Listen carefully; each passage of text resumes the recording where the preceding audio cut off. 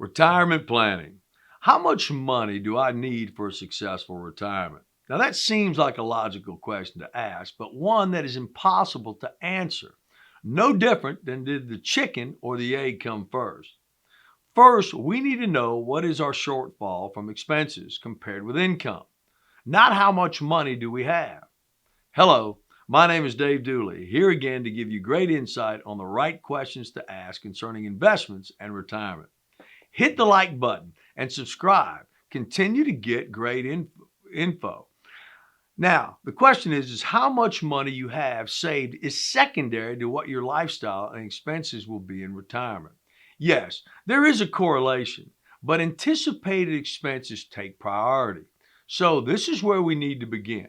And the best way is to give you real life examples of current clients in three overall scenarios. First, let's meet Beth, 62 years old, divorced, and both kids now on their own. She has a home, it's valued at $400,000, and only $100,000 left on her mortgage. She has a $1,500 monthly payment and 10 years left on her current mortgage. She wants to retire at 67, full retirement age. She has saved $300,000 between cash and her 401k. So here is her breakdown. Her current expenses, mortgage, $1,500, includes insurance and taxes. Bills are an additional $2,000 in utilities, food, entertainment, and car payments, and insurance. So the total is about $3,500 a month. Currently, she makes $60,000 or $5,000 a month, but at 67, that will drop to $2,400 with Social Security monthly. So we will have an approximate deficit of $1,100 per month at age 67. And I would round that up to $1,500 per month just to be conservative. Now, she has no plan to move, but if she did, the recommendation for me would be to take the $300,000 equity in her home and pay cash for a townhome or a smaller house to get rid of the mortgage payment, which in turn takes care of our entire shortfall. But if she's adamant on staying in the home, then we refi back to a 30-year loan to reduce her payment on the $100,000 to approximately $650 a month. Now, even at a 7% interest rate, which is today's current rate, that still cuts her payment from $1,500 to $650. And who cares about a 30-year loan? If she dies, she owes so little that the kids end up with great equity in the house. In retirement, it's all about cash flow. Bottom line, you need a roof over your head. Now, we have only a $900 deficit at this point monthly, and if she decides to stay in her home. So of her $300,000 nest egg, we have $200,000 in qualified accounts, 401k, IRAs, and the rest in an investment account. We have to set aside at least $250,000 for emergencies, home repairs, car issues, just everyday issues. That takes us to $75,000 in investments and $200,000 of money that is fully taxable when we go to withdraw it. In this case, we now know what we must generate annually. This is the entire key to planning. I'll round up to $12,000 a year we need to generate from her $275,000 total savings, or we need to get a 4.5% return annually. Now that seems easy, but if we take even a 5% loss in 1 year of investments, we now are way behind the curve trying to catch up and may never catch up. Had she retired in January of this year, 2022, as of today, we'd be in a lot of trouble. This is risk we cannot take, and you better not take it either. Don't let some advisor tell you he or she will earn you the income in the markets. And if they tell you something like that, then you need to run.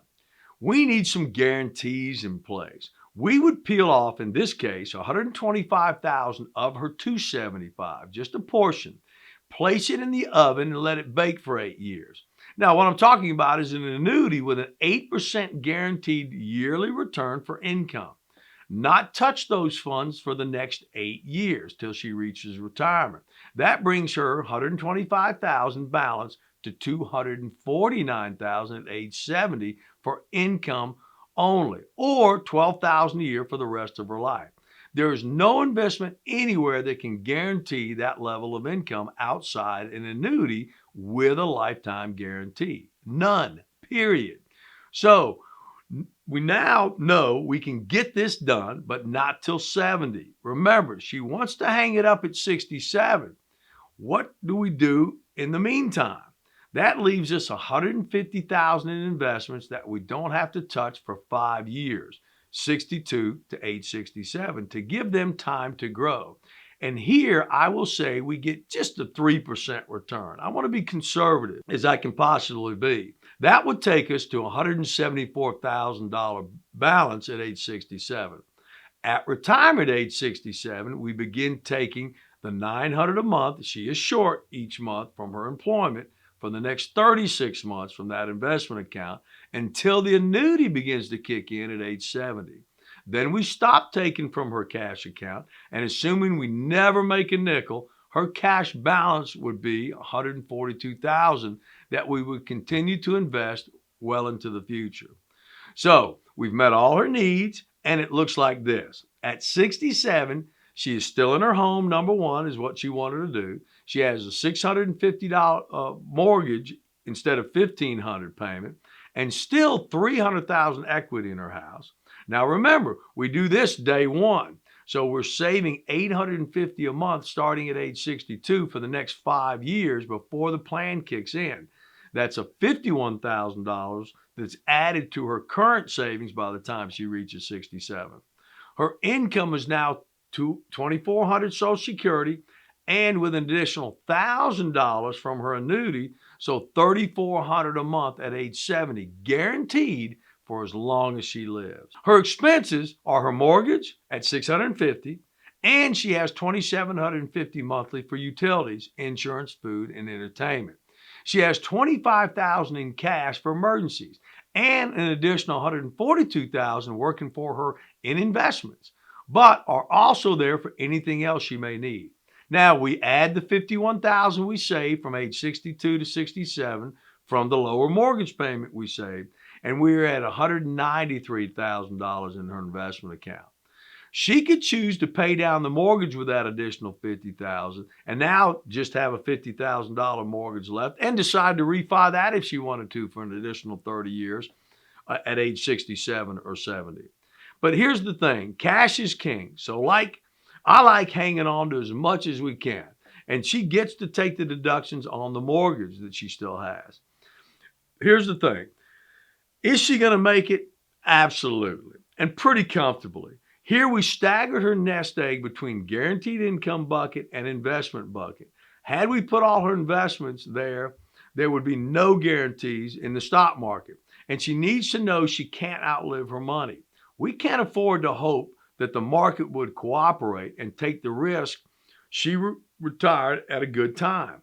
Here we took the guesswork out, and she can sleep well knowing she created her own plan, not just hoping for the best. Subscribe below to get Retirement Planning 102, and we will give you in the next weeks videos of a couple that came to us with over $750,000 in assets and over $125,000 in annual expenses needed in retirement. Click the Show More button below under description and visit our website. There you can join our newsletter and complete a questionnaire. We will reach out to get you your numbers and put together a plan for your family. Till next time.